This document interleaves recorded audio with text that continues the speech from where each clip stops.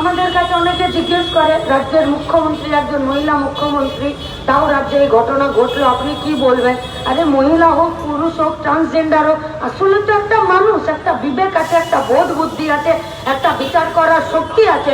সেই বিচার করার শক্তিতে যদি একটা মেয়েকে একটা মানুষ হিসাবে গণ্য করতে না শেখায়, তাহলে ওর মেয়ে হয়েও লাভ নেই, ছেলে হয়েও লাভ নেই, ট্রান্সজেন্ডার হয়েও। অবস্থান মঞ্চে আপনারা যারা উপস্থিত আছেন, সানাই, আকাশ, অনুষ্কা গান গাই,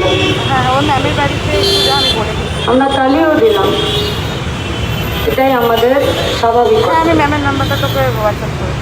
কষ্ট হয়, যন্ত্রণা হয়, যারা এই কষ্টটাকে, যন্ত্রণাটাকে ফিল করতে পারে না, তারা আর যাই হোক বিচার চেয়ে লড়াই করতে পারবে না।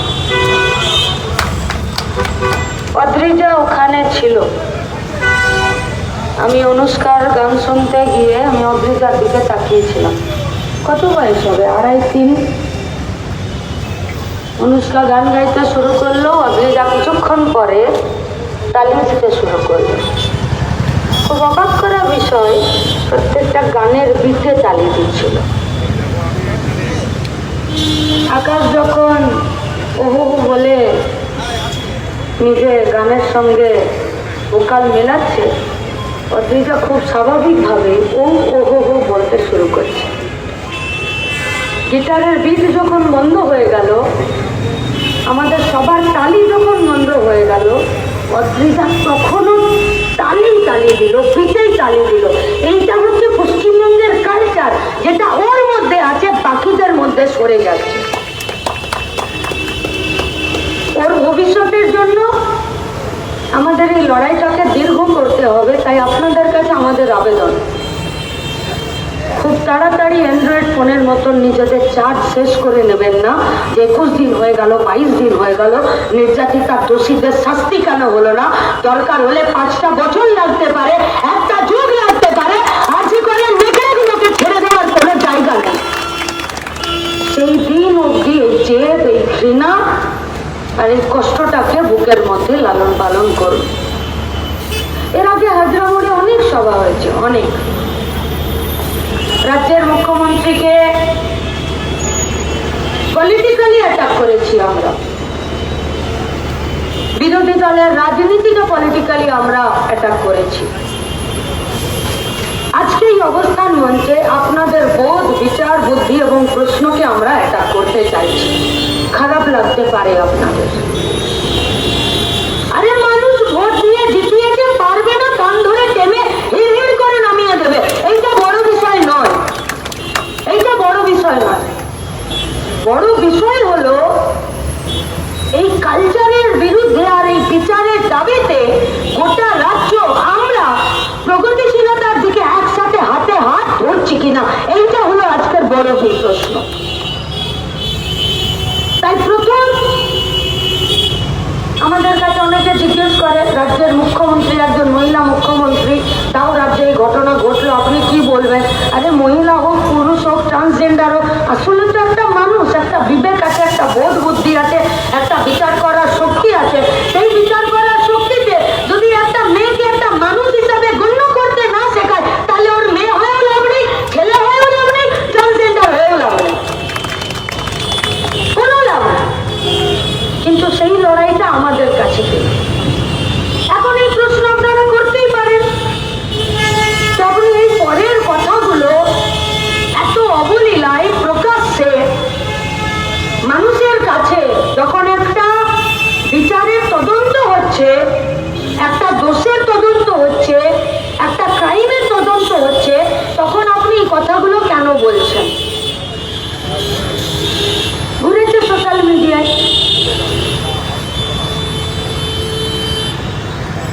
দেখুন, আরজি করের মেয়েটির সাথে কতটা নৃশংসতা হয়েছে তার মাপার তো কোনো স্কেল নেই। আর আজ এই হাজরা মোড়ে, রাস্তায়, পথে, ঘাটে, পাবলিক ট্রান্সপোর্টে মানুষ হিসাবে কোনো একটি মেয়ের দিকে তার ইচ্ছার বিরুদ্ধে কেউ তাকিয়েছে, কেউ বিদ্রূপ মন্তব্য করেছে, কেউ অশালীন মন্তব্য করেছে, কেউ তার শরীর ছোঁয়ার চেষ্টা করেছে বা ছুঁয়েছে। সেটা নৃশংসতাকে তো আমি স্কেলে মেপে কম করে দিতে পারি না।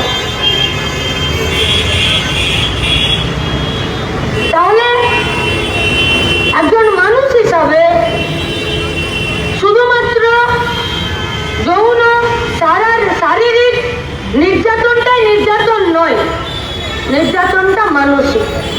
এই সবটার ব্যাখ্যা এই কারণে করলাম, কারণ এর পরের কথাগুলো খুবই শুনতে কষ্ট হতে পারে।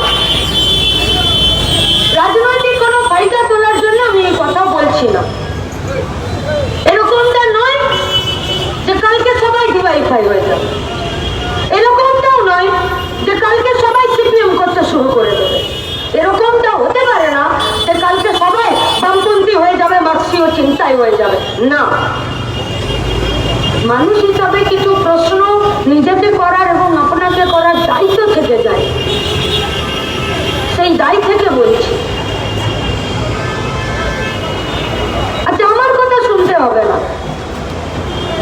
किसी का भी कोई डॉक्टर के साथ अगर जान पहचान है, कोई मेडिकल स्टाफ के साथ अगर जान पहचान है, कोई अगर किसी हॉस्पिटल के साथ लिंक है, काम करते हैं, जो कोई भी हो, पिछले 5 सालों में पूरा देश भर में या पश्चिम बंगाल में एक भी एक्सीडेंट का घटना ले लीजिए और पुलिस से पूछिए, पोस्टमार्टम रिपोर्ट से पूछिए या डॉक्टर से पूछिए कि पिछले 5 सालों में जितना भी एक्सीडेंट हुआ, रेप हुआ, मर्डर हुआ, किसी का पेल्विक बोन टूटा है? पूछिए। गूगले सर्च करो पेल्विक बोन माने की, बांग्लाয় লিখুন, লিখতে না পারলে বলুন পেলভিক বোন কি, ছবি সমেত বাংলায় ডেসক্রিপশন চলে আসবে। বুঝতে না পারলে প্রিন্ট আউট বের করুন, দিয়ে কোনো একজন ডাক্তার, কোনো একজন মা, কোনো একজন মাস্টারমশাই বা নিজেই খোঁজার চেষ্টা করুন। আপনার কোমর, আপনার থাই, আপনার যোনি, আপনার গোপন অঙ্গ, এই অংশে যে বোনটা থাকে তাকে বলে পেলভিক বোন। পৃথিবীর কোনো অ্যাক্সিডেন্টে বা মারামারিতে আজ অব্দি কোনো পোস্টমর্টম রিপোর্টে বিরাট অংশের পেলভিক বোন ভাঙার কোনো রিপোর্ট নেই। আরজি করের মেয়েটার পেলভিক বোন ভেঙে গেছে, নৃশংসতার মাত্রাটা শুধু বোঝার জন্য বলছি। আপনাদের চুলে ক্ল্যাচার আছে, ক্ল্যাচার, আমার চুলে ক্ল্যাচার আছে, ক্লিপ। মেয়েটিকে যখন উদ্ধার করলো ওই অবস্থায়, এটা অলিম্পিক হলো, যারা অ্যাথলেটিক্স আছে, যারা জিমন্যাস্টিক করে, তারা যারা আরো বিভিন্ন সব খেলাধুলায় আছে, ওদেরকে জিজ্ঞেস করুন, দুটো পা দুদিকে নিয়ে যাওয়ার জন্য তাদেরকে প্রতিদিন 10টা করে অলিম্পিকের প্র্যাকটিস করতে হয়, তবে দিয়ে দুটো পা দুদিকে যায়। ওই আরজি করের মেয়েটার দুটো পা দুদিকে ছিল। নৃশংসতা বুঝুন, কষ্ট লাগতে পারে, আনইজি ফিল হতে পারে, আপনাদের আমাকে নোংরাও মনে হতে পারে যে রাজনীতির মঞ্চে একটা রেপের নৃশংসতাকে ব্যাখ্যা করছে। হ্যাঁ করছি, প্রয়োজন আছে। আর এই ক্ল্যাচারের ভাঙা অংশটা মেয়েটির ওই গোপন অঙ্গের জনির কাছে এক টুকরো পাওয়া গেছে। এক টুকরো কোথায় আছে সেটা ডাক্তারবাবুরা পোস্টমর্টম রিপোর্ট সঠিকভাবে বার করলে পাওয়া যাবে। মেয়েটির চোখ দিয়ে রক্ত বেরিয়েছে, এগুলো তো পোস্টমর্টম রিপোর্টে পাওয়া গেল। বিনা পোস্টমর্টম রিপোর্টে কানাঘুষো যেগুলো শুনছি, এখন পুলিশ বলছে যে তোমরা এই সোশ্যাল মিডিয়াতে যা ক্যাম্পেইন করছো, সেই ক্যাম্পেইনের জন্য নাকি পশ্চিমবঙ্গের বাজার গরম হচ্ছে, আর তার জন্য নাকি মানুষ খেপে গিয়ে রাস্তায় নামছে, আর তার জন্য নাকি আরজি কর ভাঙতে চলে গেছে। আমাদের দায় এই নৃশংসতাকে গোটা পশ্চিমবঙ্গের 80,000 বুথে পৌঁছে দেবার। তাই আজকের হাজরার অবস্থান মঞ্চে যারা আছেন, আমরা আপনাদেরকে বলছি, যে কোনো রাজনৈতিক দলের হন বা না হন, ব্যক্তি হন, গোষ্ঠী হন,